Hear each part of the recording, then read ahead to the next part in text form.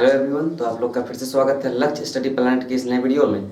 तो आज की वीडियो में मैं आपके लिए लेकर आया हूँ बहुत ही महत्वपूर्ण टॉपिक है साबुन के बारे में। नाम तो आप जरूर इससे परिचित हैं, लेकिन ये कैसे तैयार होता है, इसका फार्मूला क्या है, ये सब आज आपको जानने की ज़रूरत है। तो चलिए मैं आपको बिना देर किए ले चलता हूँ साबुन के बारे में। इसका केमिकल रिएक्शन सब समझाऊँगा और किस तरह से किसी भी मैल को साफ़ करते हैं उसके बारे में आज मैं आपको पूरा डिटेल्स में जानकारी दूंगा। तो आइए साबुन जानने से पहले कुछ हम जानते हैं पहले बसा अम्ल के बारे में, चूंकि ये रिलेटेड है इससे।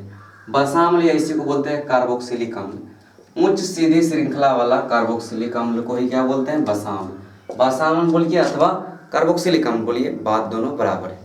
अब क्या होता है उच्च सीधी श्रृंखला वाला, तो कार्बन के 12 परमाणु से लेकर 20 परमाणु तक का जो भी यौगिक ऊपर आएगा वो सब हो जाएगा सीधी श्रृंखला वाला उच्च सीधी श्रृंखला वाला कार्बोक्सिलिक अम्ल। कहाँ से, 12 से लेकर 20 तक। कार्बन उसमें कम से कम कितना रहना चाहिए, 12 से 20 तक, ठीक है, उसके बीच में। अब आइए साबुन क्या है, तो लंबी श्रृंखला वाले कार्बोक्सिलिक या बसा अम्ल, हम दोनों में से कोई बोल सकते हैं, कि सोडियम अथवा पोटेशियम लवण को क्या कहते हैं, साबुन कहते हैं। ठीक है, लंबा श्रृंखला होगा, कार्बोक्सिलिक अम्ल बसा अम्ल होगा अथवा कार्बोक्सिलिक अम्ल, बसा अम्ल को ही कार्बोक्सिलिक अम्ल बोलते हैं, और उच्च सीधी श्रृंखला वाला होना चाहिए, उसी के लवण को क्या बोलते हैं हम लोग, साबुन बोलते हैं। यानी साबुन जो होता है एक लवण होता है। कैसे होता है मैं आपको अब धीरे धीरे मैं आपको क्लियर करूंगा। जैसे हमने एक साबुन का एग्जाम्पल लिखा सोडियम सिट्रेट, यही हमारे दैनिक जीवन में सबसे ज़्यादा उपयोगी होता है, जिसका फार्मूला होता है C17H35COONA।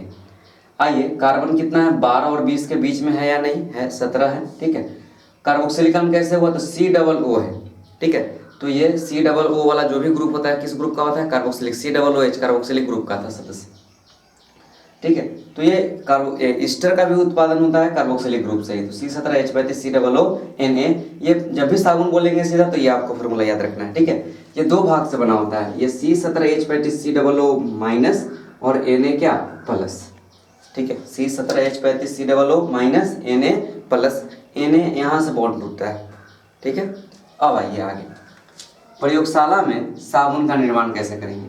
तो जब तेल या वसा अम्ल को सोडियम हाइड्रोक्साइड यानी NaOH के साथ गर्म करते हैं तब जाकर ग्लिसरॉल बनता है और साबुन का निर्माण होता है। ठीक है, आइए तेल का सूत्र देखिए क्या है, CH2O CO C17H35 CHO CO C17H35 CH3O CO C17H35। कैसे याद रखेंगे, तो ये सब सेम है। देखिए CO C17H35 CO C17H35 CO C17H35 OOO।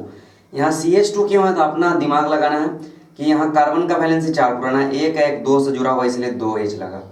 यहाँ देखिए कितना कार्बन से कार्बन कितने बॉन्ड से जुड़ा हुआ है, 1 2 3, तो यहाँ कितना हाइड्रोजन चाहिए, 1, तो यहाँ 1 लिखे क्योंकि 4 चाहिए। यहाँ देखिए 1 है 1 2, तो यहाँ कितना चाहिए और, तो 2 चाहिए, 4 पुराना निकले, तो यहाँ CH2 हो। तो ये तेल का सूत्र हुआ। सोडियम हाइड्रोक्साइड के 3 अणु लेंगे, गर्म करेंगे तो ग्लिसरॉल बनेगा, ये ग्लिसरॉल का फॉर्मूला है, और साबुन बनेगा C17H35COONA। ठीक है, तो इस तरह से आप साबुन का ये फॉर्मूला याद रखना है, C17H35COONA। अब इसमें एक और बात याद रखना है, साबुन की जो प्रकृति होती है वो क्षारीय होती है। ठीक है, कौन सी प्रवृत्ति का होता है साबुन, क्षारीय प्रवृत्ति का होता है। ठीक है, तो चलिए वीडियो पॉज करके इसको उतारिए, तो मैं आपको ले चलता हूँ अब अच्छे साबुन की क्या क्या विशेषता है उसके बारे में। तो अब चलिए हम लोग आपको अच्छे साबुन की विशेषता के बारे में बताता हूँ। अगर अच्छा साबुन जो होगा वो अल्कोहल में घुल जाएगा पूर्ण रूप से। दूसरा, यह फटता नहीं, अर्थात जब इसका प्रयोग करके धूप में छोड़ देंगे, यानी प्रयोग करने के बाद जब ये सूखेगा तो इसे फटना नहीं चाहिए, तब वो अच्छा साबुन है। प्रयोग करते समय टूटना नहीं चाहिए। NaOH से बना साबुन हार्ड एवं KOH से बना साबुन मुलायम होता है, यानी सोडियम हाइड्रोक्साइड पोटेशियम हाइड्रोक्साइड। नमी की उपस्थिति 10% से अधिक नहीं होनी चाहिए।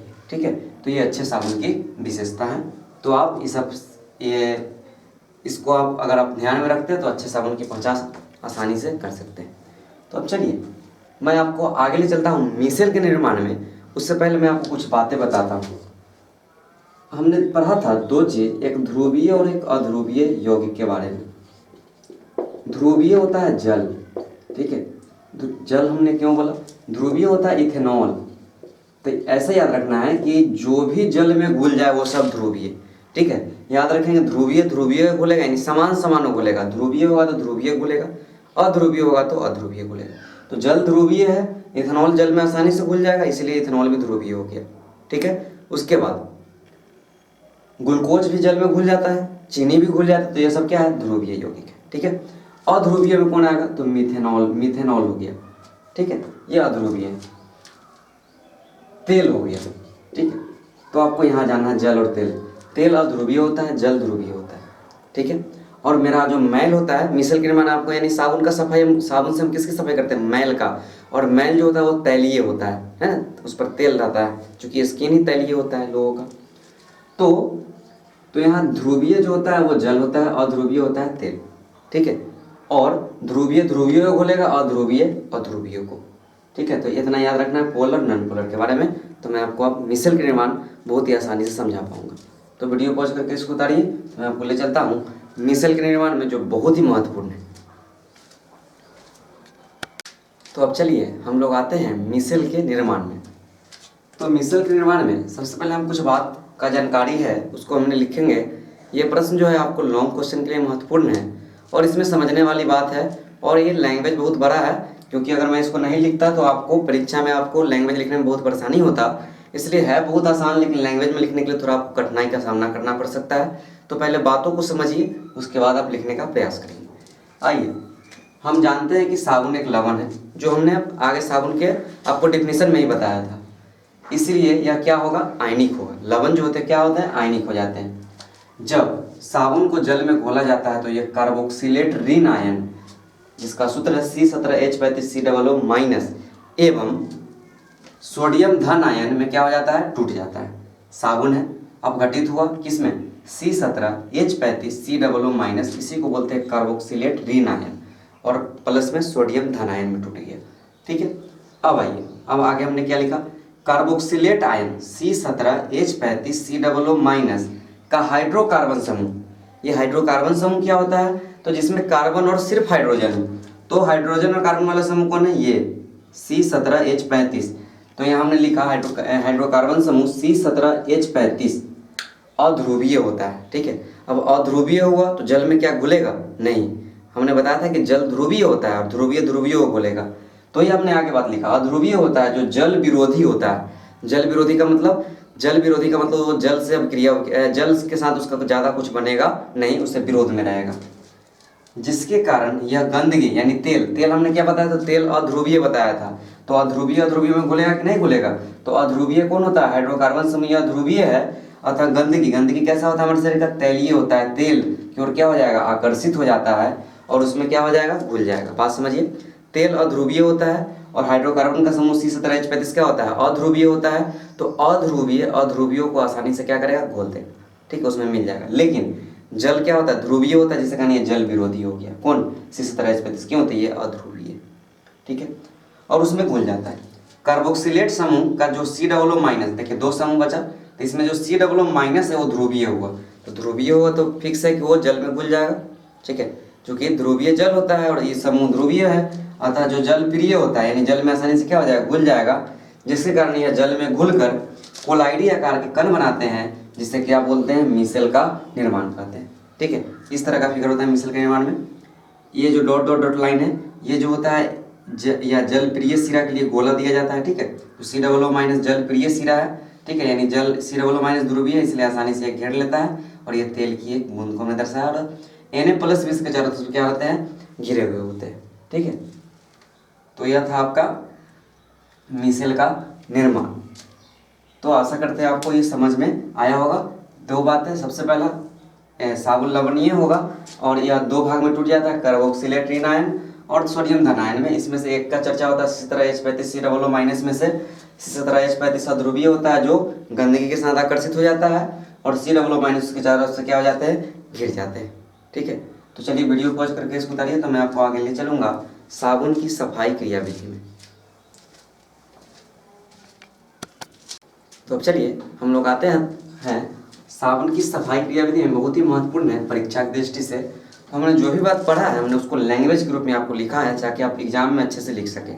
तो आइए, हमने क्या पढ़ा था, हम जानते हैं कि तेल पानी में अघुलनशील होता है, ये बात तो हम जान रहे हैं। और अधिकांश जो मैल होता है वो कैसा होता है, तैलीय होता है, ये बात भी हमने बता चुका था।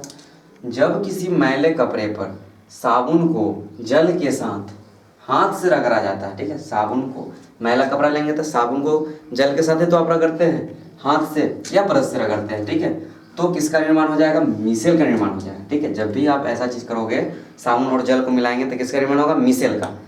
मैल मिसेल के हाइड्रोकार्बन वाले भाग, हाइड्रोकार्बन वाला भाग कौन था मिसेल का, C17H35 से क्या हो जाएगा, चिपक जाएगा। क्यों, तो ये अध्रुवीय होता है और मैल भी क्या होता है, तेलीय होता है, और तेल क्या होता है, अध्रुवीय होता है, तो इसके साथ आसानी से क्या हो जाएगा, चिपक जाएगा।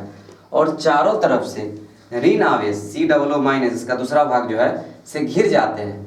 क्यों घिरता है, ताकि वे फिर साफ होने वाले कपड़ों से पुनः चिपक न पाए, ठीक है।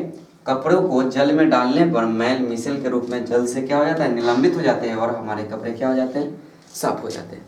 इस तरह से था आपका आज का टॉपिक, साबुन की सफाई क्रियाविधि। फिर से समझिए, तेल पानी में अघुलनशील होगा, ठीक है, और हमारा अधिकांश मैल तैलीय होगा, ठीक है, और मैल तैलीय होगा तो वो हाइड्रोकार्बन का जो साबुन को जब हम पानी के साथ हाथ से रगड़ेंगे तो हाइड्रोकार्बन समूह का C17H35 जो है वो तेल के साथ क्या करेगा, आकर्षित हो जाएगा, ठीक है, जिसके कारण मिसेल का निर्माण हो जाएगा। यहाँ तक तो क्लियर है आपका बात, मिसेल का निर्माण मैंने पढ़ाया था। और मिसेल का निर्माण जब हो जाएगा तो उसके चारों तरफ से फिर कौन आएगा, ऋण आवेश COO- जो उससे घिर जाएगा। क्यों घिरेगा, ताकि जो कपड़ा साफ होगा पुनः वो मिसेल जो उस पर चिपक न पाए, ठीक है। और उसके बाद उस पर हम जैसे ही जल डालेंगे तो मिसेल जो होगा जल से क्या हो जाएगा, बाहर हो जाएगा और हमारे कपड़े क्या हो जाएंगे, साफ हो जाएंगे। तो यह था आपका आज का टॉपिक। तो हम लोग मिलेंगे अगले वीडियो में, जो आपका इस चैप्टर का लास्ट टॉपिक होगा। चैप्टर चल रहा था कार्बन एवं इसके यौगिक। तो आज के लिए बस इतना ही, मिलेंगे अगले वीडियो में, धन्यवाद।